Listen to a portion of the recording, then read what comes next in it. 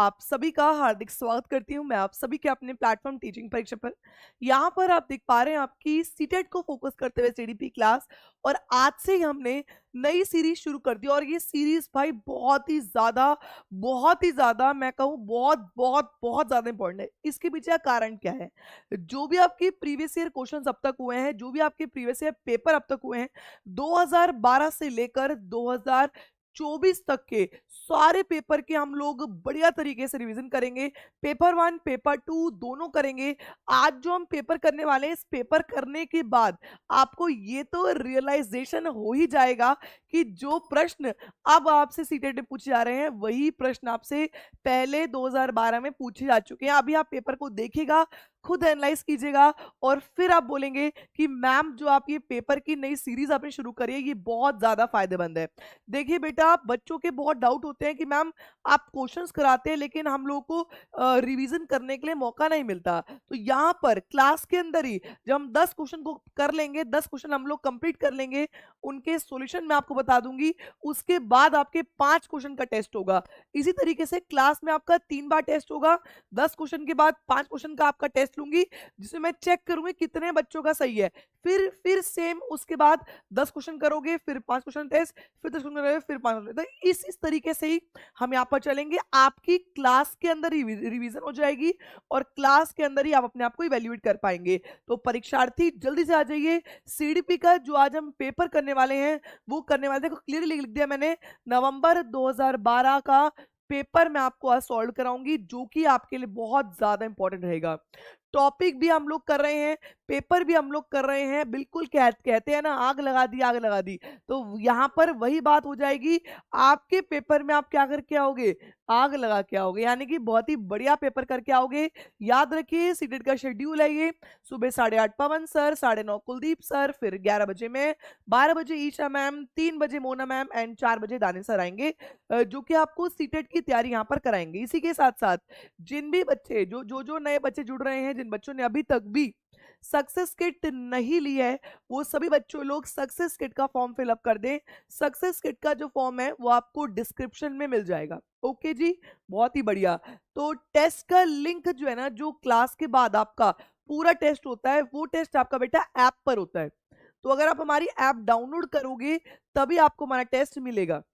Simple सी बात है, app download करो, उसके अंदर आप लिखो सीटेट फ्री, वहां जाके क्लिक कर दो, आपके सामने टेस्ट फोल्डर खुल जाएगा। फोल्डर को खोलो, सीडीपी का टेस्ट है उसको खोलो और आंसर दे दो। ठीक है जी, बहुत ही सिंपल, बहुत ही सरल, बहुत ही मस्त बात है। याद रखिए हर एक मोटिवेशन आपको मोटिवेट करेगा। तो आज सबसे पहले मुझे बता दो कि कौन कौन बच्चे एक्साइटेड है आज के अपने इस न्यू सेशन में, जहां पर हम लोग नवंबर 2012 का पेपर करने वाले हैं। बिल्कुल जी, सभी की एक्साइटमेंट दिख रही है और हम यहाँ पर मैक्सिमम स्कोर पे सब बच्चों ने मैक्सिमम कमेंट करो बेटा, मैक्सिमम कमेंट करा करो। चलो जी, बहुत बढ़िया। तो एक बढ़िया सा motivation, your success depends mainly upon what you think of yourself and whether you believe in yourself. जो आपकी सक्सेस है ना, वो इस पे डिपेंड करती है कि आप अपने आप पर कितना विश्वास करते हो और जितना विश्वास है उसके अनुसार आप कितना काम करते हो। ठीक है जी, बहुत ही बढ़िया। तो इसी मोटिवेशन के साथ अपनी क्लास को हम लोग शुरू करेंगे। आज का जो आपका पेपर रहने वाला है वो रहने वाला है सीटेट नवंबर 2012। और मैं गारंटी दे रही हूं इस पेपर में किसी भी बच्चे के 30 में से 30 नंबर नहीं आएंगे। पेपर का लेवल अब के लेवल को छू रहा है। ठीक है जी, तो आप मान के चलिए पुराने जितने पुराने पेपर हैं सारे कर डालिए, आपके पेपर में क्वेश्चन नहीं छूटेगा, मेरी गारंटी है ये। तो आप आज हम बात करें नवंबर 2012 की पेपर 1 की। जो पेपर 2 है, पेपर वाले दोनों आओ, क्योंकि दोनों में पेपर वही घुमा के आते हैं। ठीक है जी, चलो। और पूजा जी, इसी का पेपर 2 कल होगा। याद रखो सीडीपी में कुछ पेपर 1 पेपर 2 नहीं होता। आपके यही पेपर 1 वाले क्वेश्चन मैं आपको पेपर 2 में दिखा दूंगी आगे चल के, क्योंकि मैंने सारे पेपर एनालाइज कर लिए हैं और तभी मैं आपके सामने आज पहला पेपर लेकर आई हूं, 2012 का पेपर। ठीक है जी, क्लियर है? सभी को क्लियर है? कोई डाउट, कोई समस्या, कोई परेशानी? चलो, पहला प्रश्न, सीखने संबंधी नियोगिताएं सामान्यतः क्या है? जो आपकी लर्निंग डिसेबिलिटीज है, जो आपकी सीखने की संबंधी जो डिसएबिलिटीज हैं वो क्या होती हैं? जल्दी से आंसर एवरीवन।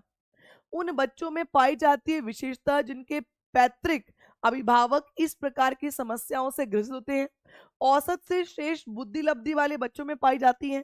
क्या ये जो लर्निंग डिसेबिलिटी है, क्या ये एवरेज के ऊपर बच्चे मतलब 109 के ऊपर के बच्चों पर पाई जाएगी? नहीं जी, गलत हो गए। तो बॉयज के कंपेयर में गर्ल्स में पाई जाएंगी, ऐसा भी कुछ नहीं है, बॉय गर्ल का मैटर नहीं होता। या फिर अधिकतर उन बच्चों में पाई जाती है जो शहरी क्षेत्रों की अपेक्षा ग्रामीण, ऐसा कुछ नहीं है कि भाई ग्रामीण में रह रहे हो तो होगी, नहीं। बेसिकली जिनके पेरेंट्स इस डिसेबिलिटी से ग्रसित होते हैं उनमें ये डिसेबिलिटी पाई जाती है। फॉर एग्जाम्पल मैंने खुद अपनी फैमिली में देखा है कि मेरी कजन है, मेरे जो चाचा ताऊ कह लीजिए, वो लोग हैं। तो वो लोग क्या है, उनको बोलने में त त तक मतलब वो ट को त बोलते हैं, जैसे कि टमाटर को टमाटल, ठीक है। अब क्या है, उनके जो बच्चे हैं ना, उनके 4 बच्चे हुए, ठीक है। अब 4 बच्चों में से 2 में वो वाली समस्या पाई गई, त वाली, ठीक है। तो ये जो होती है, अगर जिनके पेरेंट्स या पैटर्नल रिलेटिव्स जो है वो इस समस्या से ग्रसित होंगे तो ही आप में ये समस्या भी देखने को मिलती है, उसका पीछे कारण हो सकता है। ठीक है जी। अर्जुन भारद्वाज जी, टेस्ट का फॉर्म फिलअप कर दिया है, तो अब डायरेक्ट जाओ एप्लीकेशन पर, वहां पे सीटेट लिखो, आपके सामने फ्री टेस्ट का खुल जाएगा, फोल्डर खुलेगा, उसको दो और अपना मस्त मजे करो। ठीक है जी, चलो क्लियर हो गया। आ जाओ जी दूसरा। मैंने आज आपको गारंटी दी है कि किसी भी बच्चे के 30 प्रश्न सही नहीं होंगे, तो एक बार पढ़ो। चलो, एक बच्चा जो डैश से ग्रसित है वो 100 को वॉस पढ़ता है, न्यूक्लियर को अनक्लियर पढ़ता है। तो ये जो बच्चा है ये किस लर्निंग डिसएबिलिटी से ग्रसित होगा? जल्दी बताओ। बहुत बढ़िया, बिल्कुल जी। आज तो दानिश सर का बर्थडे है, तो जाइएगा 4 बजे, फिर एक उनकी 1 बजे क्लास होती है, विश करो यार। बहुत बढ़िया। मतलब एक बर्थडे ना एक ऐसा दिन होता है जहां पर हम लोग एक अलग ही मतलब जो भी हमारा पास एक्सपीरियंस होते हैं, हमारा कैसे जन्म हुआ, हम किस तरीके से आगे बढ़े, क्या हुआ, ये सब चीजें हम लोग को एक रिमेम्बरेंस के तौर पे याद आती है ना। ठीक है, चलिए। तो दूसरे में क्या है भाई, पढ़ने की समस्या है, ये तो सभी ने कर ही लिया होगा। डिसमॉर्फेनिया होता है, मॉर्फिया होता है बेसिकली उत्साह में, वर्ड जंबलिंग डिसऑर्डर या डिसलेक्सिमिया नहीं होता। इसका जो आंसर है वो है डिसलेक्सिया। ये सबका सही होगा। आगे बढ़ो। 10 क्वेश्चन के बाद टेस्ट लूंगी आपका। अच्छा, ये वाला जो क्वेश्चन है ना, इंफॉर्मेशन प्रोसेसिंग मॉडल वाला क्वेश्चन, ये इस बार के जो आपके सब्जेक्ट पेडागोजी है, ये उसमें प्रश्न घुमा के पूछा गया था, वो भी मैं आपको बताऊंगी जब सब्जेक्ट पेडागोजी कराऊंगी। तो मैंने इन पेपर्स में ये देखा कि जो पुराने प्रश्न आ रखे थे ना, उन्हीं को मोल्ड करके एग्जामिनर पूछ रहा है। तो इसीलिए मैंने फिर डिसाइड किया कि जब मेरा टारगेट यही है कि बच्चों के 30 में 30 सीडीपी में लाने हैं, तो क्यों ना मैं बच्चों को पूर्व पेपर कराऊं। और मैं तभी आपका पूर्व पेपर लेकर आई हूं आज, और अभी इसी हफ्ते पूरे हफ्ते पूर्व के पेपर ही चलेंगे। चलो, तो आपको बताना है सूचना प्रस्कमण सिद्धांत, जो कि डेविड मिलर का है, ठीक है। उस सिद्धांत में यहां पर कौन से चरण को कब रखा गया है, बताइए। नहीं नहीं नहीं, मैंने कहा था ना, किसी भी बच्चे के आज फुल नंबर नहीं आने वाले, क्योंकि इसका जो आंसर है बेटा जी वो है पहला, DCBA। पहले कैटेगराइज करते हैं, उसके बाद प्री प्रोसेसिंग करते हैं, उसके बाद रिस्पॉन्स सिलेक्शन, और उसके बाद करते हैं रिस्पॉन्स को एग्जीक्यूशन। पहले चयन करोगे तभी तो क्रियान्वयन होगा।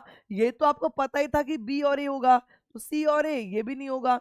तो आंसर क्या हुआ पहले इसका? फर्स्ट। अब गारंटी दी थी और क्लियर हो गया, यहां पर किसी बच्चे का फुल नहीं है, अब तक तो नहीं है। ठीक है जी। यहां पर फर्स्ट एक बार इसको समझ लो, इंफॉर्मेशन प्रोसेसिंग मॉडल जो है वो आपका कॉग्निटिव साइकोलॉजी का मॉडल है, जो कि अमेरिकन साइकोलॉजिस्ट जॉर्ज मिलर के द्वारा दिया गया। इसमें जॉर्ज मिलर कहते हैं कि पहला स्टेप होता है कैटेगराइजेशन, यानी कि वर्गीकरण। इसमें आप मॉडल में जो भी इंफॉर्मेशन है वो डालते हैं। फिर दूसरा होता है बेटा प्री प्रोसेसिंग। इसके अंदर हम जो भी आगे प्रोसेसिंग से पहले जो भी इररिलेवेंट होता है उसको हटा देते हैं और बाकी को ऑर्गेनाइज करते हैं। फिर हम उसको रिस्पॉन्स जो हमने ऊपर प्री प्रोसेसिंग से पहले हम लोग क्या करते हैं, हम जो रिस्पॉन्स होता है उसको सिलेक्ट करते हैं कि कौन सी इंफॉर्मेशन आ रही है, कौन सी जा रही है, और उसके बाद रिस्पॉन्स एग्जीक्यूशन, यानी कि हम जो हमने चूज किया होता है उसको हम यहाँ पर एग्जीक्यूट कर लेते हैं। हिंदी वाले भी स्क्रीनशॉट ले लो बेटा।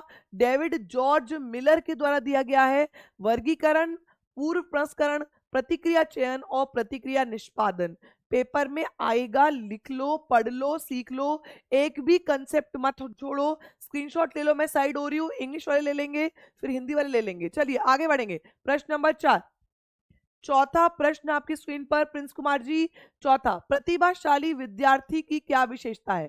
आप देख सकते हैं सीटेट नवंबर 2012 के प्रश्न हम लोग कर रहे हैं और 200 प्लस बच्चे यहां पर वॉचिंग में आ चुके हैं भाई, बहुत बढ़िया। आगे बताइए।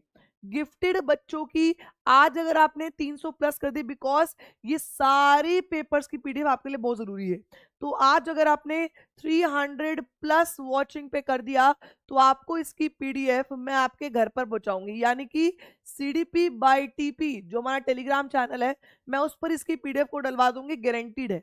लास्ट तक बोलूंगी, डलवाऊंगी। 300 पार करवाओ, चलो जल्दी। तो गिफ्टेड बच्चे कैसे होते हैं? वो टीचर से स्वतंत्र होते हैं, वो अंतर्मुखी होती है, कोई विशेषता नहीं होती, और वह दृढ़ता नहीं बल्कि वो बहुत दृढ़ होते हैं, एजर्टिव होते हैं बहुत। तो वो क्या होते हैं? वो अपने जजमेंट, बिकॉज उनके पास हर चीज के पीछे एक एविडेंस होता है। तो जो गिफ्टेड बच्चे होते हैं वो अपने डिसीजंस में, अपने निर्णयों में आत्मनिर्भर होते हैं, इंडिपेंडेंट होते हैं। तो यहाँ पर पहला इंडिपेंडेंट इसका सही है, सबका सही है, सबका सही है, सबको समझ में आ गया। चलो आगे बढ़ेंगे, बात करेंगे प्रश्न नंबर 5, पार्शियल री, यानी कि आंशिक पुनर्बलन। क्या होता है आंशिक पुनर्बलन? पहले तो मुझे कमेंट करके बताओ, ये आंशिक पुनर्बलन, पार्शियल री दिया किसने है? फटाफट से, अर्जुन भारद्वाज, पूजा, नीमत, पाकिजा, जल्दी से कमेंट करो। पार्शियल री, आंशिक पुनर्बलन की बात की किसने है? पहले तो मुझे ये बताइए, देखते हैं कितने बच्चे इसका सही आंसर देंगे। पार्शियल री, बहुत बढ़िया। आकृति का आंसर आ गया है, वेरी नाइस। और ब्यूटी कुमारी का भी आ गया है, सना नास का भी आ गया है, गुड।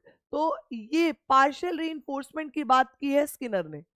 देखो जी, अगर हम री की बात करें, अगर हम पुनर्बलन की बात करें, तो पुनर्बलन आपका दो तरीके का होता है टाइमिंग्स के अनुसार।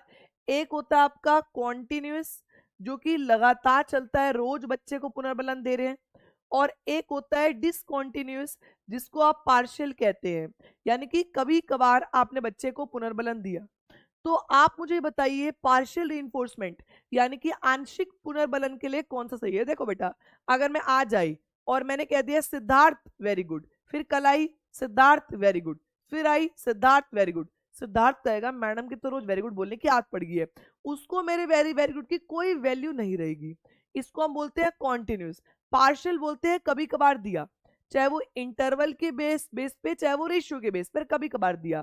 तो यहाँ पर पार्शियल जो होता है वो आपका कॉन्टिन्यूस से बेहतर होता है। ऑप्शन नंबर 1, और मैं कमेंट्स में देख रही हूँ सबने ए दिया, वेरी गुड, बहुत बढ़िया। और इनकी पीडीएफ तो भाई बहुत ज्यादा जरूरी है, मैं बता रही हूँ, ये पीडीएफ मिल गई तो समझो बल्ले बल्ले। चलो आगे बढ़ो, बात करेंगे प्रश्न नंबर 6, ऑर्थोपेडिकली इंपेयर्ड चिल्ड्रन।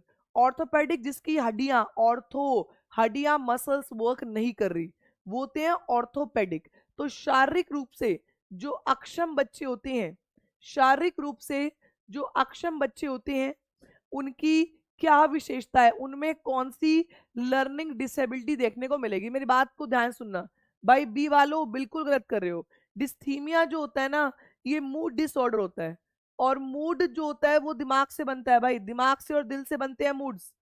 तो ये मूड डिसऑर्डर कहां से आपका ऑर्थोपेडिक हो गया? बिना सोचे समझे आंसर मत दो, पुराना पेपर है, इंपॉर्टेंट पेपर है।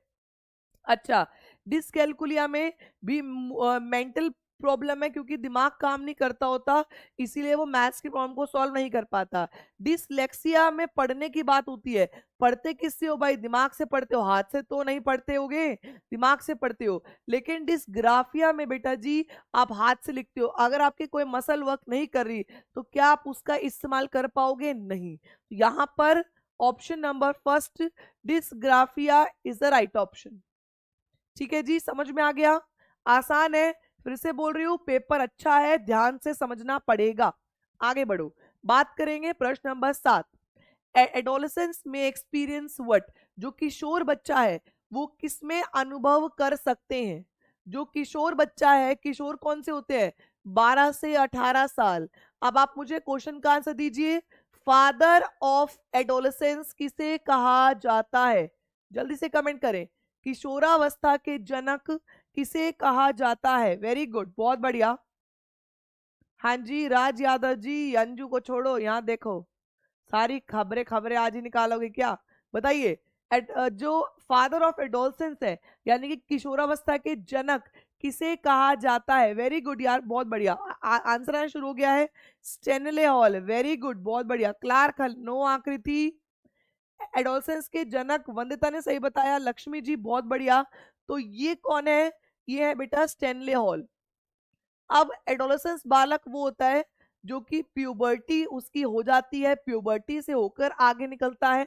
तो यहाँ पर इस बच्चे के अंदर कौन सी विशेषता आपको देखने को मिलती है? जीवन के बारे में पर्याप्ति का भाव नहीं, सेरिशन नहीं होता, दुश्चिंता स्वयं से, बिल्कुल ये एंजाइटी में रहता है, और खुद के बारे में, खुद की आइडेंटिटी के बारे में सोचता रहता है। फियर ऑफ कमिटेड नहीं, ऐसा भी कुछ नहीं है। और आत्म प्राप्ति, मोक्ष प्राप्ति भी नहीं होती। यहाँ पर इसका दूसरा, दुश्चिंता और स्वयं से सरोकार, ये खुद को जानने की कोशिश करता है और खुद के बारे में जानने के लिए ये क्या क्या रहता है? चिंता में रहता है। ठीक है, तो यहाँ पर इंटेंस सेल्फ अवेयरनेस, बच्चा अपने बारे में गहराई से जानता है। इंटेंस सेल्फ अवेयरनेस बच्चे में यहाँ पर होती है। आगे बढ़िए, बात करेंगे प्रश्न नंबर 8। जल्दी से बेटा, बहुत बढ़िया। निम्नलिखित में से कौन सा सूक्ष्म गतिक कौशल का उदाहरण है? सूक्ष्म गतिक यानी कि fine motor skills. Fine motor skills वो स्किल्स होती हैं एफ से फाइन और एफ से फिंगर, जिसमें आपकी फिंगर का यूज आप करते हो। जल्दी बताइए, फिंगर का यूज कहां पर होता है बेटा? वेरी गुड, बहुत बढ़िया। फिंगर का यूज कहां पर होता है? तो फिंगर का यूज होता है राइटिंग में। Option number 3 writing. Hopping, running, climbing नहीं होगा, इसका जो आंसर होगा वो होगा लिखना, यानी कि राइटिंग। Option number 3। देखो जी, जो अगर हम मोटर स्किल्स की बात करें तो दो प्रकार के मोटर स्किल्स होती हैं। एक होता है ग्रॉस मोटर, जिसको आप स्थूल गामा कौशल कहते हैं, और एक होता है आपका फाइन मोटर, जिसको आप सूक्ष्म गामा कौशल कहते हैं। अब ग्रॉस मोटर में क्या होता है? जब आप बड़ी मांसपेशियों का यूज करते हैं, फॉर एग्जांपल स्किपिंग करना, साइकिलिंग करना, रनिंग करना, वॉकिंग करना, पूरे हाथ और पूरे पैर काम कर रहे होंगे। लेकिन फाइन मोटर में जब आप छोटी मांसपेशी का यूज करते हैं, जब आपकी सिर्फ फिंगर ही यूज हो रही होती है, तब आप उसको कहते हैं फाइन मोटर। जैसे कि पेंटिंग करना, ड्राइंग करना, राइटिंग करना, ठीक है, मटर के दाने छीलना, सुई में धागा पिरोना, तो ये फिंगर काम कर रही होती है, तब आप उसको बोलते हैं फाइन मोटर। ये दोनों कंसेप्ट रिपीटेड है, सीटेट पूछ लेता है, तो इन पे भी फोकस कीजिएगा। समझ में आ रहा है? अर्जुन भारद्वाज जी आगे बढ़िए। प्रश्न नंबर 9। अभी 10 क्वेश्चन होते ही आपका 5 क्वेश्चन का टेस्ट लूंगी, और फटाफट से बिना रुके कमेंट करना होगा सबको। चलो, प्रश्न नंबर 9। वाइगोत्स्की के सिद्धांत का निहितार्थ क्या है? जो वाइगोत्स्की के सिद्धांत था, पहले तो आपको ये पता होना चाहिए कि वाइगोत्स्की भाई साहब ने कौन सी थ्योरी दी। अगर आपको नहीं पता तो आप ये क्वेश्चन नहीं कर सकते। तो वाइगोत्स्की भाई साहब ने सोशियो कल्चरल थ्योरी की बात की है, एससीएल की बात की है। अब जब एससीएल की बात वाइगोत्स्की ने करी है, ठीक है, तो उसके लिए सही कौन सा है? ये कहता है कि बच्चों को ग्रुप में समस्या का समाधान करने दो। ये अकेले पढ़ने की बात नहीं करता, ये कहता है कि बच्चे को सपोर्ट दो, और यहां लिखा है बच्चे को सपोर्ट की जरूरत ही नहीं है। ये कहता है कि बच्चे की आईक्यू मैटर नहीं करती, बच्चे को आप समाज, लेकिन यहाँ पर तो आईक्यू की बात उठ गई है, तो यहाँ पर आंसर क्या होगा मेरे प्यारो? वेरी गुड, ऑप्शन नंबर 1 सहयोगात्मक समस्या समाधान की बात है, कोलैबोरेटिव लर्निंग प्रोसेस की बात है। सबका सही है, सभी ने बढ़िया किया है, सबका सही है। याद रखो, पीयर ट्यूटरिंग की बात हो, कोलैबोरेटिव की बात हो, कोऑपरेटिव की बात हो, लैंग्वेज से विचार बनने की बात हो, स्कैफोल्डिंग, गाइडेंस, आलंबन, मचान, पाड़ की बात हो, या फिर जेडपीडी की बात हो, इंटरनलाइजेशन की बात हो, ये सब वाइगोत्स्की के ही अंदर आते हैं।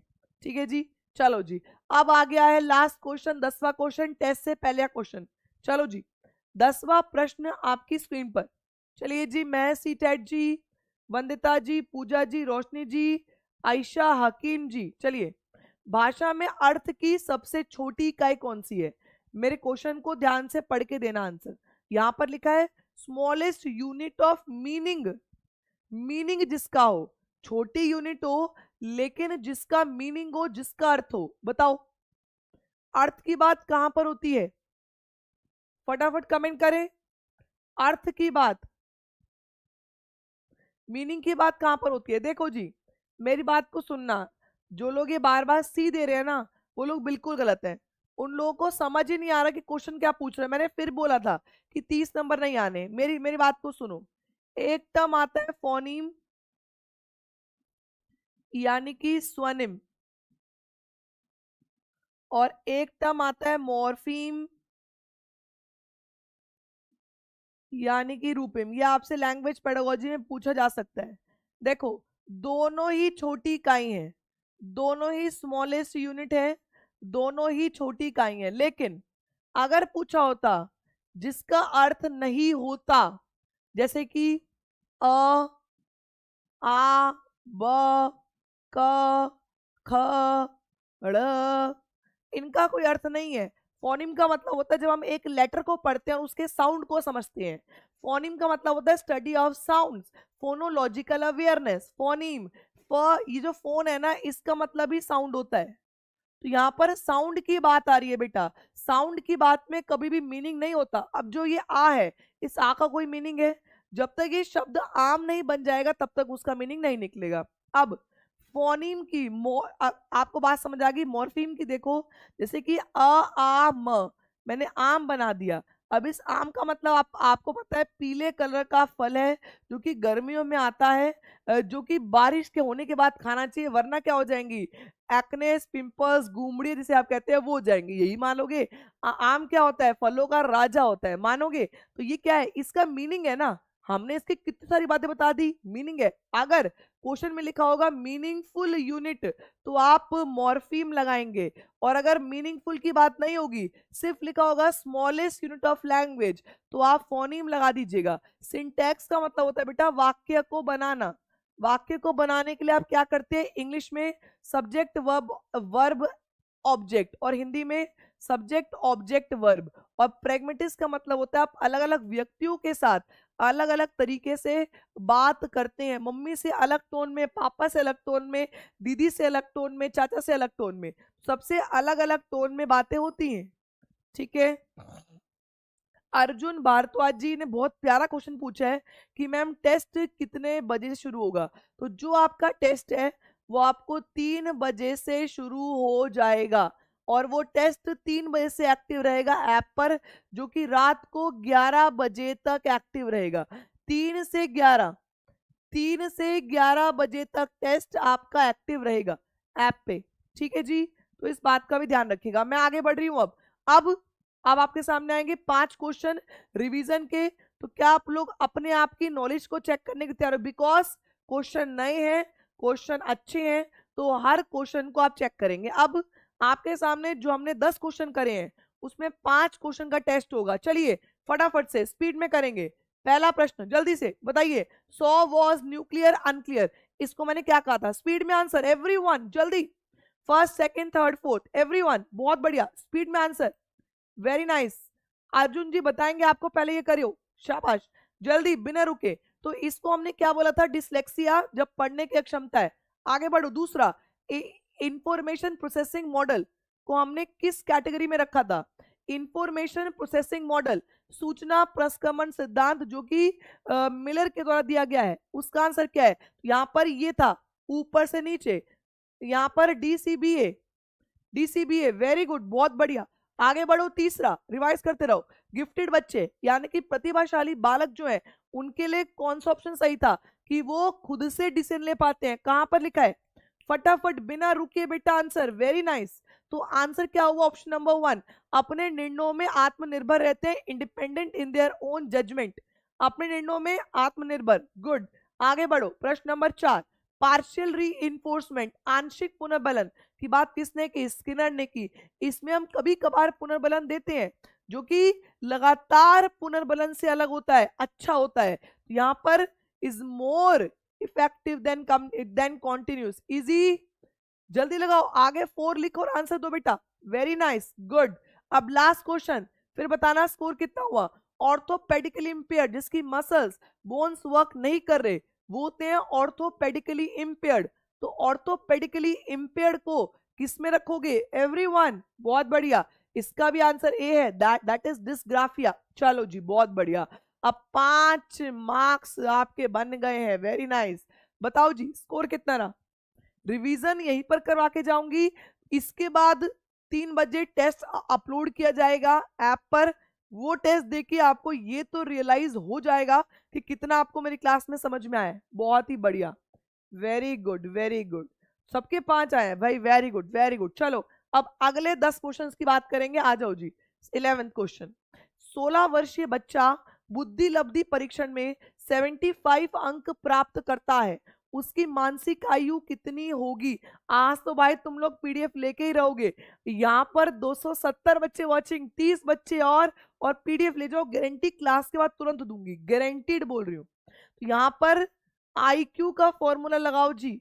ऊपर सबसे ऊपर बेटा हमेशा माँ होती है ना, तो एम ए नीचे सी ए मल्टीप्लाई 100।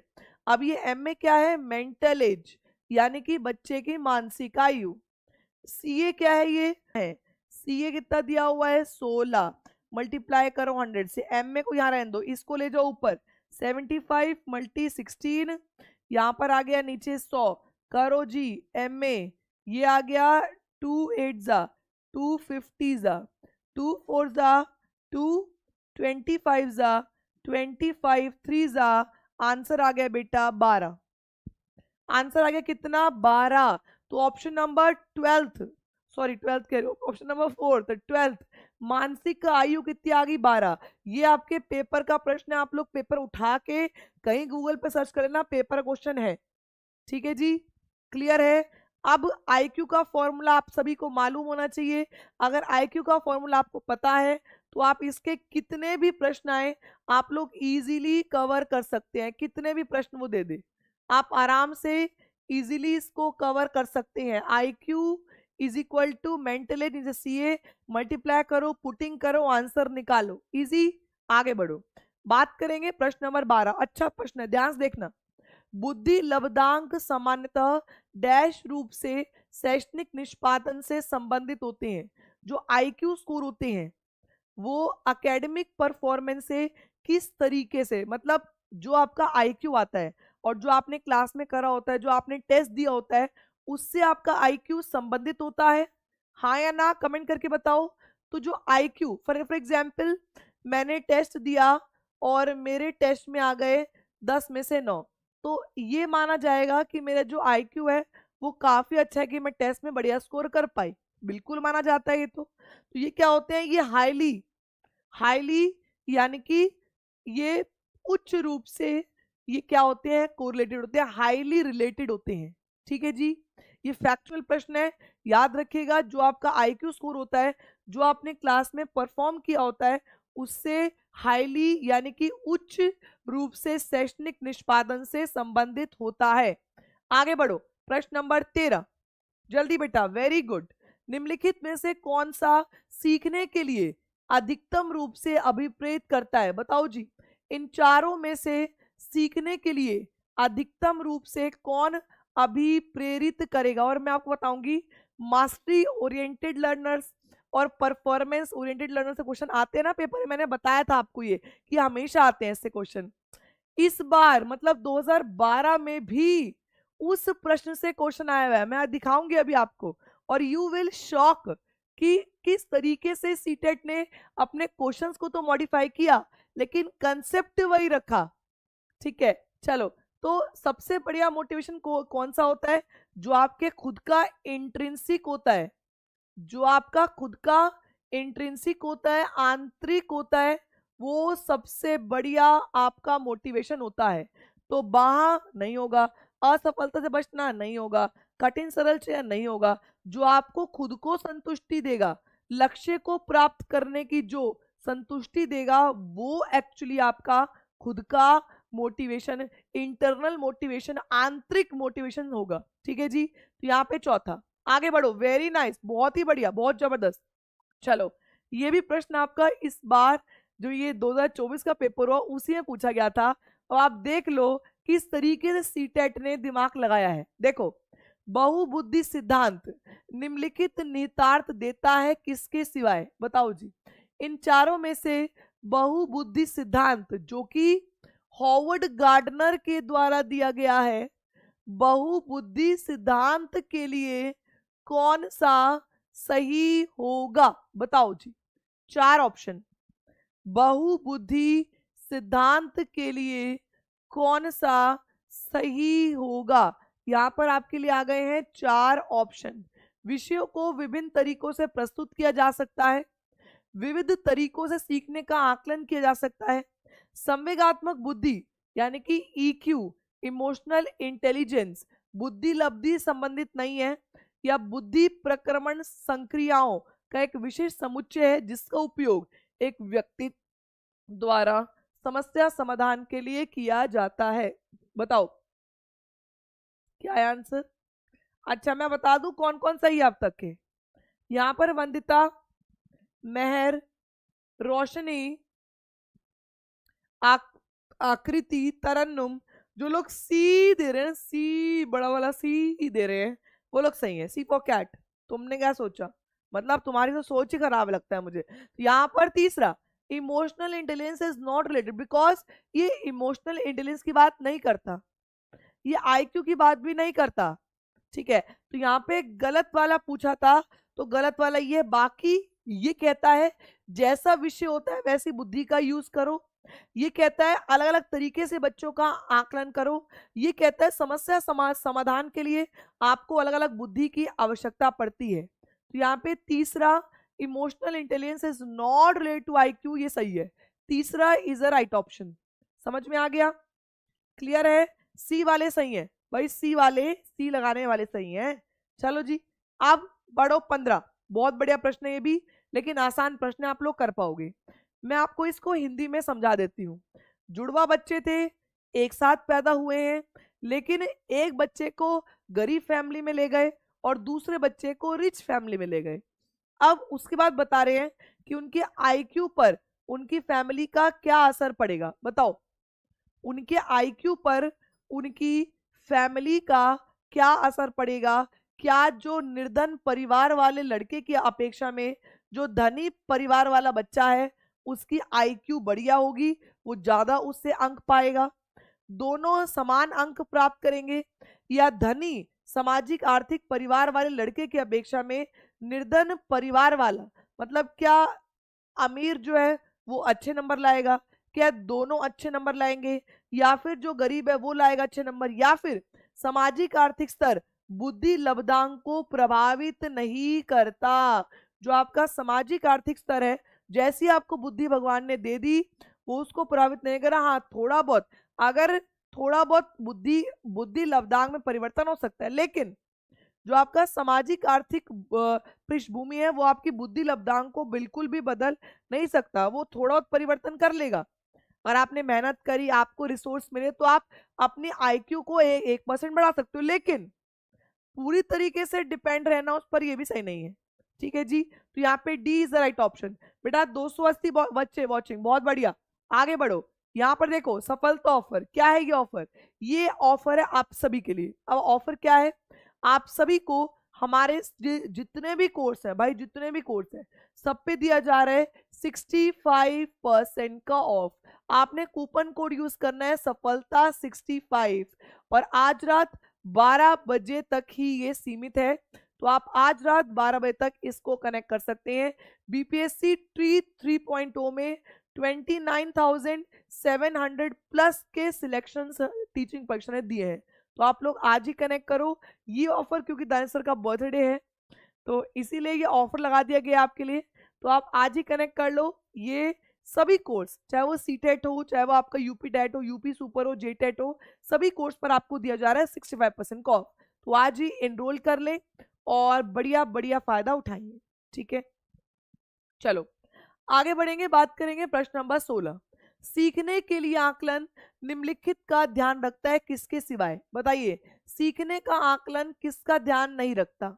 बताइए, सीखने का आकलन किसका ध्यान नहीं रखता? Assessment for learning takes into account the following except. बताइए, सीखने का जो आकलन है, सीखने के लिए सॉरी, वो किसका ध्यान नहीं रखता?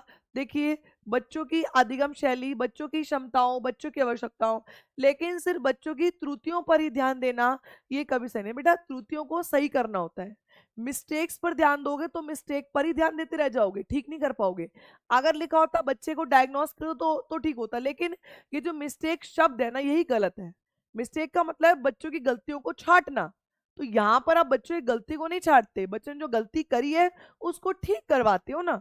ठीक है, तो यहाँ पे डी जो है वो आपका रॉन्ग है। चलिए जल्दी से कर लीजिए, 20 क्वेश्चन के बाद फिर से आपका टेस्ट होगा बढ़िया वाला। आइए 17वां क्वेश्चन।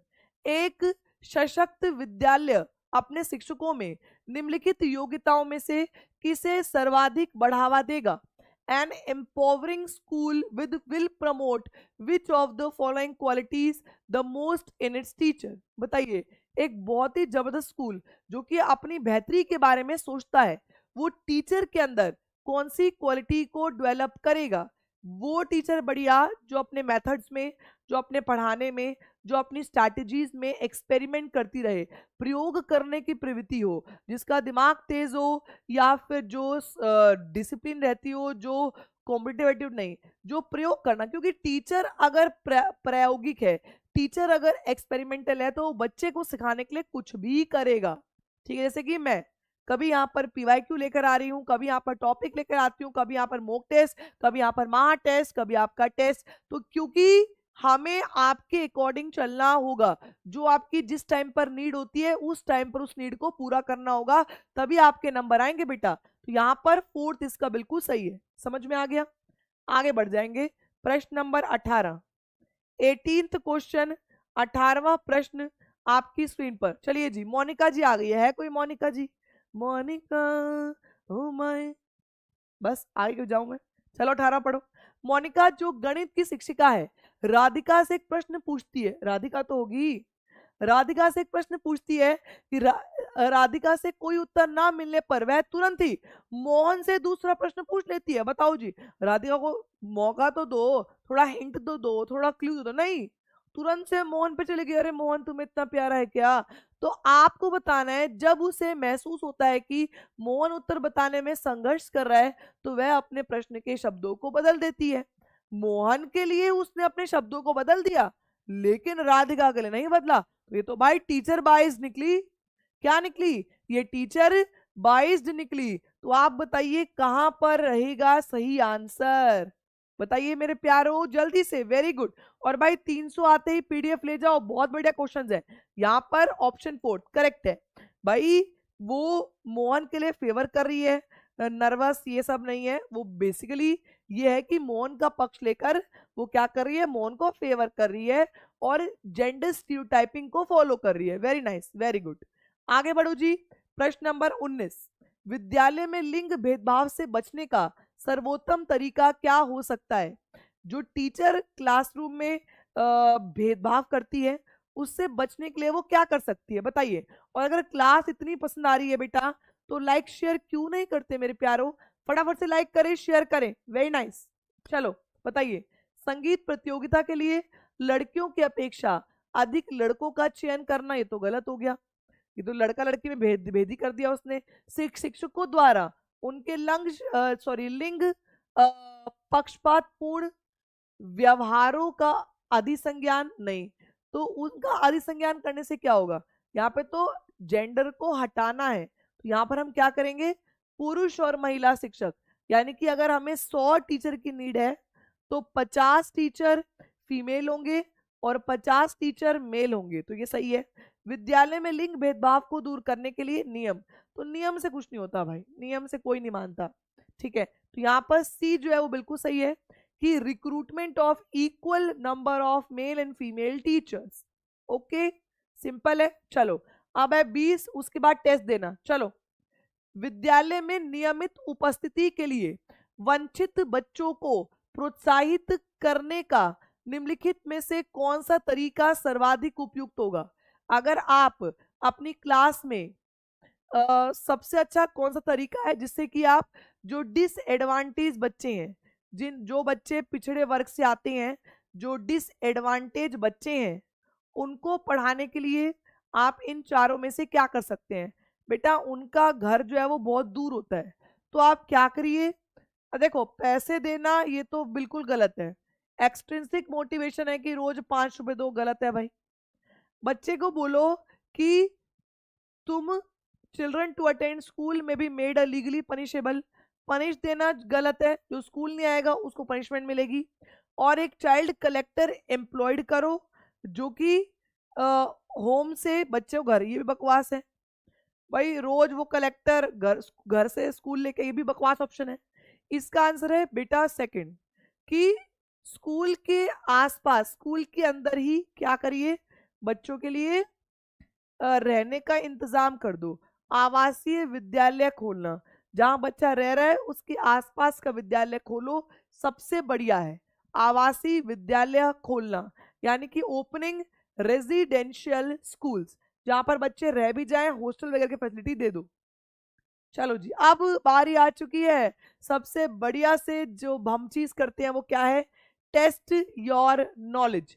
तो अब 5 क्वेश्चन आएंगे, क्या आप लोग रेडी हैं? कमर की पेटी बांध, सीट की, सॉरी कमर की तो नहीं, कमर की पेटी बांध दो भाई, कमर तो गई, सीट की पेटी बांध लो। और अब आएंगे आपके सामने 5 क्वेश्चन। चलो बेटा बहुत बढ़िया, आ जाइए। पहला प्रश्न, आईक्यू जो होता है वो आपकी एकेडमिक परफॉर्मेंस से किस प्रकार रिलेटेड है? जल्दी कमेंट करो। आईक्यू जो है वो आपकी एकेडमिक परफॉर्मेंस से किस प्रकार रिलेटेड है? वो उच्च रूप से, वो हाईली क्या है, कोरिलेटेड है। सेकंड ऑप्शन बिल्कुल सही, आगे बढ़िए। दूसरा, very good, multiple intelligence theory के लिए हॉवर्ड गार्डनर ने किसकी बात नहीं करी? जल्दी से, बहुबुद्धि का जो सिद्धांत है उसमें हॉवर्ड गार्डनर ने किसकी बात नहीं करी? यहां पर कितना लगाया? सी, वेरी गुड। इमोशनल इंटेलिजेंस और आईक्यू संबंधित बात नहीं करी, गुड। तीसरा, सीखने के लिए आकलन का ध्यान किसमें नहीं होता? सीखने के लिए आकलन का ध्यान कहाँ नहीं होता? बच्चों की, फटाफट फटाफट फटाफट क्वेश्चन नंबर तो डालो मेरे प्यारो। आगे, वेरी गुड। डी, बच्चों की त्रुटियां निकालने में नहीं होता, उनको ठीक करने में होता है, करेक्ट है।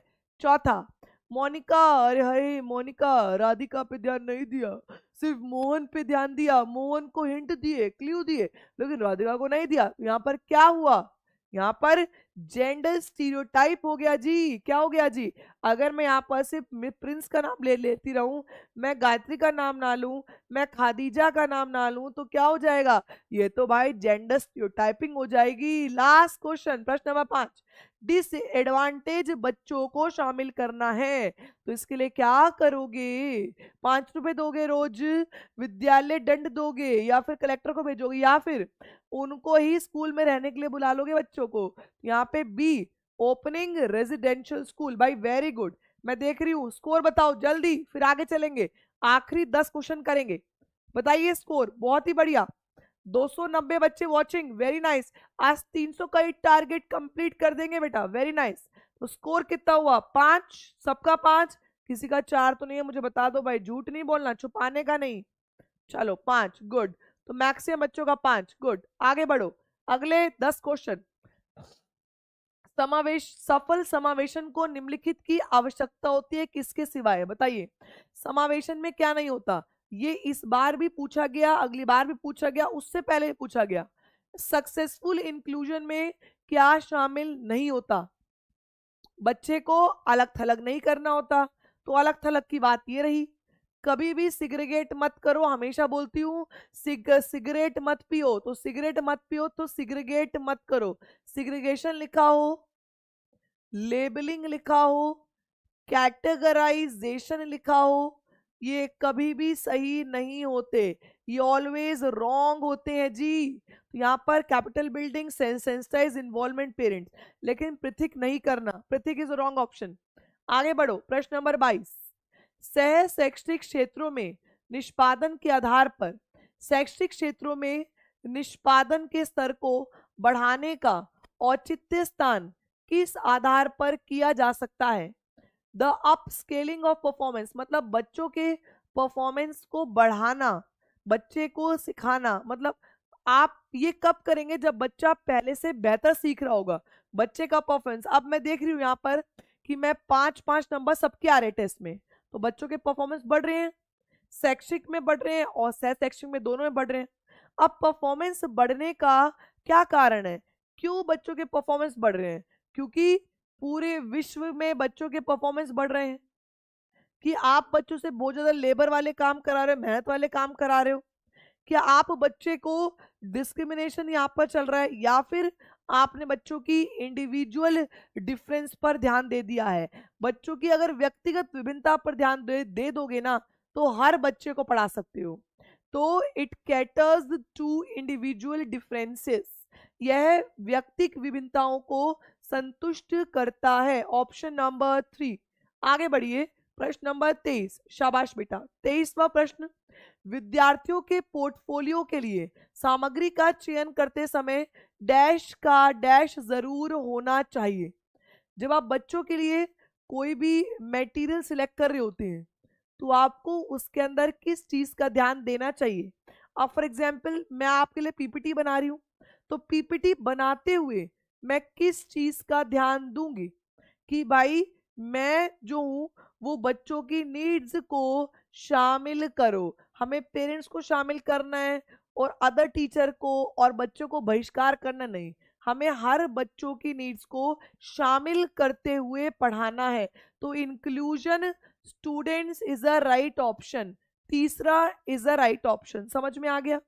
Easy keezy and weezy everyone. चलो वेरी नाइस, आगे बढ़िए, प्रश्न नंबर 24। ये ऐसे प्रश्न अभी भी आते हैं भाई। प्रश्न नंबर 24, वेरी गुड। निम्नलिखित में से अंत्य विषयक अनुदेशन का सर्वोत्कृष्ट लाभ क्या है? ये देख लो जी, इंटर डिसिप्लिनरी अप्रोच, अब भी पूछता है। सारे सब्जेक्ट पेडागोजी वालों याद कर लो, क्या जब मैं आपको एसएसटी पेडागोजी पढ़ा रही थी तो क्या मैंने आपको अंत्य विषय नहीं पढ़ाया? पढ़ाया, और मैंने कहा भी था जब एक सब्जेक्ट दूसरे से रिलेट करते हुए पढ़ाते हो, उसी को हम कहते हैं इंटर डिसिप्लिनरी इंस्ट्रक्शन। तो आप मुझे बताओ, इंटर डिसिप्लिनरी इंस्ट्रक्शन में क्या होता है? पढ़िए, बढ़िया प्रश्न है, मैं बिल्कुल साइड पे खड़ी हूं, आप लोग पढ़ो और इसको सॉर्ट करके मुझे आंसर दो भाई। Very good. हमारा मकसद क्या है? पेपर निकालना, और हम किस तरीके से भी पेपर को निकालेंगे। और यहाँ पर 169 लाइक हो चुके हैं भाई, थैंक यू सो मच। लेकिन जिसने लाइक नहीं किया है वो लोग भाई थैंक यू नहीं के पात्र नहीं है, क्योंकि वो लाइक ही नहीं किया ना। चलो, तो देखो, विद्यार्थियों में विभिन्न विशेष क्षेत्रों के विशेष प्रकरणों के प्रति नापसंदगी, नहीं नहीं नापसंदगी थोड़ी, पसंद करवाने हैं विषय। तो पाठ योजना बनाने और गतिविधियों में शिक्षकों को अधिक लचीलेपन की अनुमति, तो टीचर की बात नहीं है बेटा, ये तो बच्चे को अवसर देने की बात है ना, ताकि वो एक सब्जेक्ट को दूसरे रिलेट करके, टीचर की बात तो नहीं है। नेक्स्ट देखो, विद्यार्थियों को सीखे गए नए ज्ञान का बहु संदर्भों में अनुप्रयोग करने और सामान्यकृत करने के अवसर देना।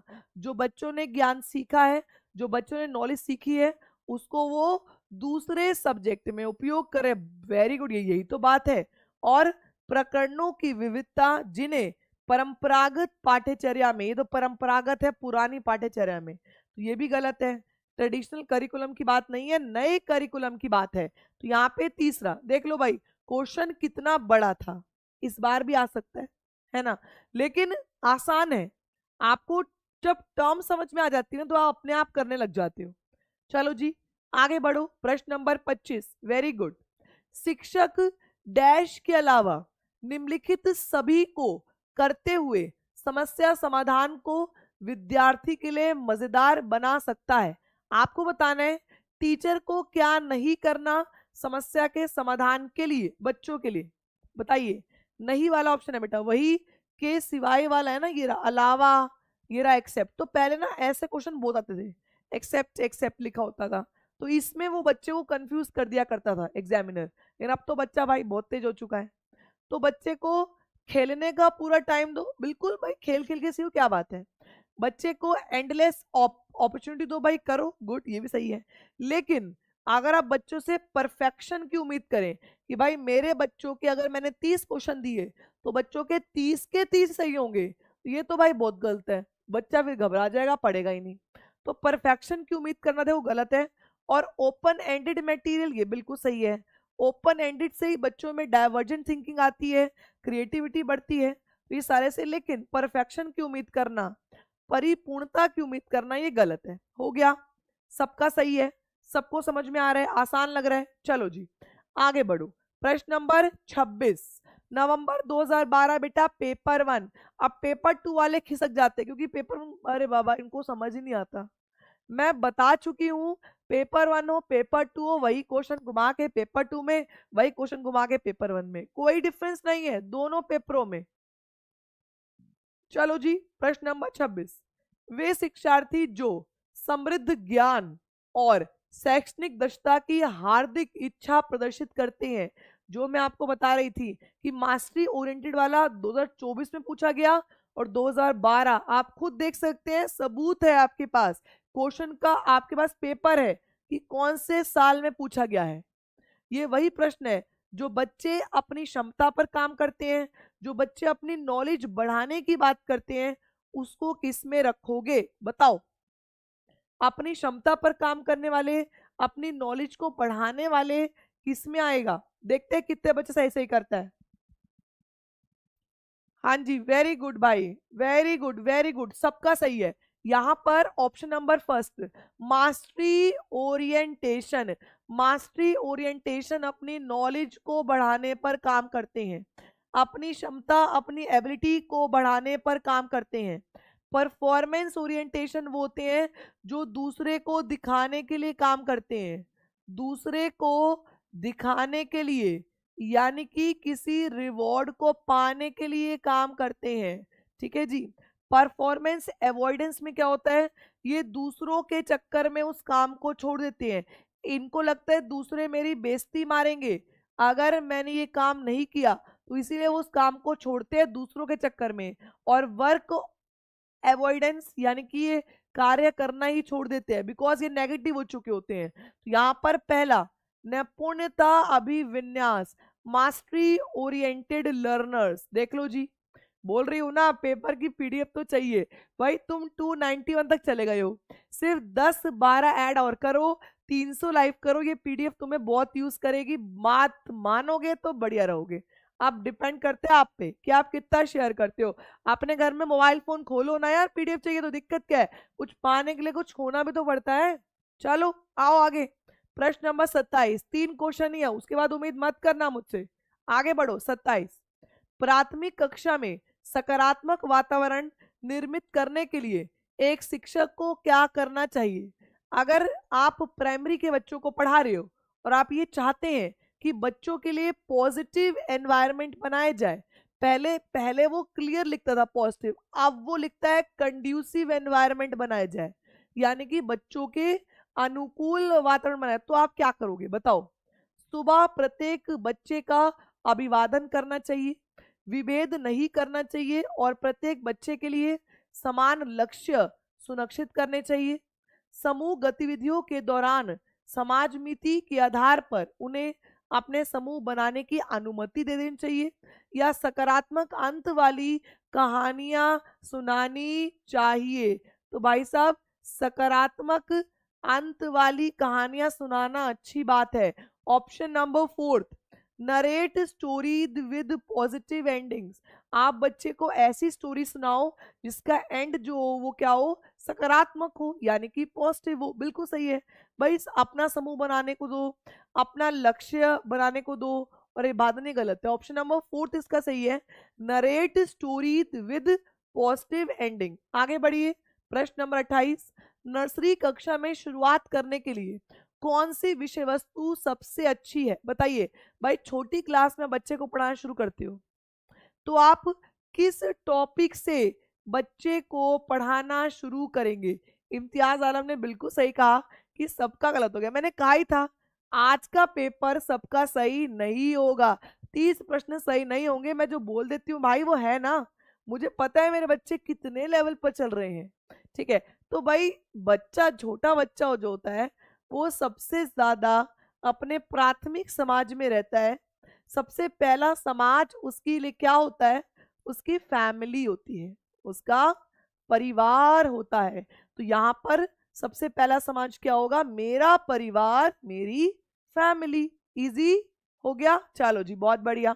आगे बढ़िए, 29वां प्रश्न जल्दी। बच्चों द्वारा की जाने वाली त्रुटियों के संबंध में निम्नलिखित में से कौन सा कथन सत्य है। जो बच्चे गलतियां करते हैं, जो बच्चे एरर्स करते हैं, अब बच्चे एरर तो देखो करेंगे, जब सीखते हो तो गलतियां भी होती हैं। अब उन गलतियों के लिए कौन सा सही होगा, बताइए। कुमकुम कुमारी जी कह रही है पीडीएफ कैसे मिलेगा। मैं कह रही हूँ 297 लाइक हो चुके हैं, 3 और लाइव कर दो, पीडीएफ ले जाओ भाई। बोल ही रही हूँ तुम्हें, तो मैं बोल ही रही हूँ, यहाँ पर पीडीएफ मिल जाएगा सीडी बाई टीपी पर, लेकिन उसके लिए 200 लाइक हो चुके हैं भाई, क्या बात है, वेरी नाइस। बाकी भी लाइव कर दो, लाइव 300 लाइव, वेरी नाइस।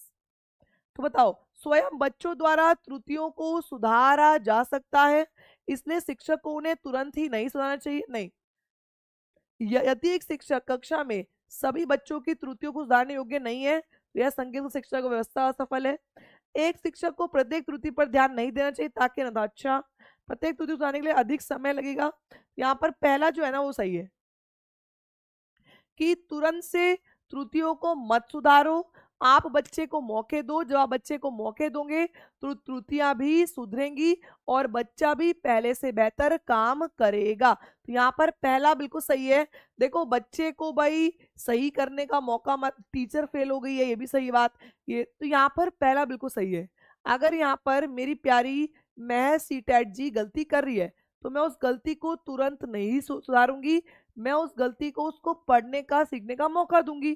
ठीक है भाई, चलो 30 क्वेश्चन उसके बाद टेस्ट देना। चलो 30th क्वेश्चन, निम्नलिखित में से कौन सी विशेषता समस्या समाधान उपागम का चिन्ह है, बताइए।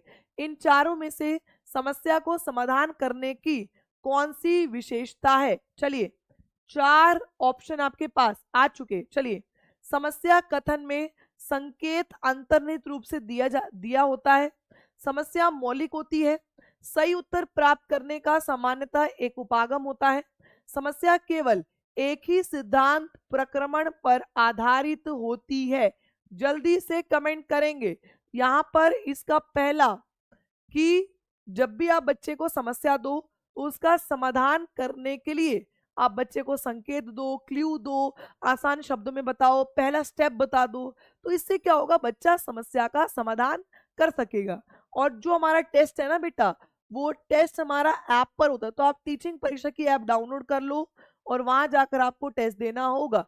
अब देखो प्रॉब्लम सॉल्विंग के कुछ स्टेप्स होते हैं, जैसे कि पहले तो हम समस्या को डिफाइन करते हैं, बताते हैं, फिर समस्या क्यों है उसका रूट कॉज पूछते हैं, फिर उसके बाद हम सॉल्यूशन ढूंढते हैं कि कैसे समस्या सुलझेगी, फिर हम सॉल्यूशन ढूंढ लेते हैं, फिर जो हमने ढूंढा हुआ होता है उसको हम इम्प्लीमेंट करते हैं, और लास्ट में हम उसको इवेल्युएट करते हैं कि अच्छा ये इसका समस्या प्रॉब्लम थी, सॉल्व हुई या नहीं हुई। अब बात करेंगे भाई टेस्ट योर नॉलेज में 5 क्वेश्चन जो कि आपके 21 से लेकर 30 तक के प्रश्नों में से आएंगे। क्या आप लोग रेडी हो, क्या आप लोग रेडी हो। चलो तो शुरू करेंगे 5 क्वेश्चन की या आपकी टेस्ट की सीरीज। चलो फर्स्ट, सफल समावेशन को निम्नलिखित की आवश्यकता होती है किसके सिवाय, बताइए। जब आप बच्चों का समावेशन कर रहे होते हैं तो आप किसकी बात नहीं करते? चलिए बताइए। जब आप बच्चों का समावेशन कर रहे होते हैं तो आप सिग्रीगेशन की बात नहीं करते, आप बच्चे को अलग थलग नहीं करते। Very good. दूसरा, विद्यार्थियों के पोर्टफोलियो के लिए सामग्री का चयन करते समय डैश और डैश जरूर होना चाहिए। अगर आप बच्चों के लिए सामग्री चूज कर रहे होते हैं तो उसके लिए आपको क्या करना चाहिए? जल्दी। Very good. हर बच्चे को इंक्लूड करना है, हर विद्यार्थी का समावेशन करना है। Very nice. आगे बढ़िए। तीसरा, which would be best first theme to start with in a nursery class? Nursery class में है तो सबसे अच्छी थीम कौन सी होगी नर्सरी क्लास के लिए? कौन सा होगा भाई? मेरा परिवार, माय फैमिली। गुड। चौथा, बच्चों द्वारा की जाने वाली त्रुटियों के संबंध में निम्नलिखित में से कौन सा सत्य है? बताओ भाई, बच्चा अगर गलती कर रहा है तो बच्चे की गलती करने में कौन सा सही होगा? तो यहाँ पर पहला कि बच्चा गलती कर रहा है तुरंत ठीक मत करो, आप बच्चे को हिंट दो, क्लू दो, अपने आप ठीक होगा। एंड लास्ट टेस्ट, निम्नलिखित में से कौन सी विशेषता समस्या समाधान का विशेष चिन्ह है? बताओ। जब बच्चे को समस्या को समाधान करने दोगे तो आप उसके लिए बच्चे को क्या दोगे मेरे प्यारो? जल्दी बताओ, क्या दोगे? Very nice. तो आप बच्चे को क्या दोगे? प्रॉब्लम का हिंट दोगे, तभी वो समस्या का समाधान कर पाएगा। ये थी आपकी आज की क्लास। कमेंट करके बताओ क्लास कैसी लगी। टोटल 30 प्रश्न हमने यहाँ पर कवर किए हैं। 30 प्रश्न में से कितना आपका स्कोर रहा ये बताओ, फिर अपनी क्लास को फिनिश करेंगे। याद रखो टेस्ट जो है वो आपका ऐप पर होता है, ऐप पर टेस्ट जरूर दो और यहाँ पर 65% ऑफ का फायदा उठाइए। चलिए ओके, बाय बाय एवरीवन। कल मिलते हैं आपसे 11 बजे। क्लास अगर पसंद आई हो तो ऑफलाइन कमेंट्स करके जाना और बताना क्लास कैसी लगी। तब तक bye bye everyone. Thank you so much. Take care. Bye bye.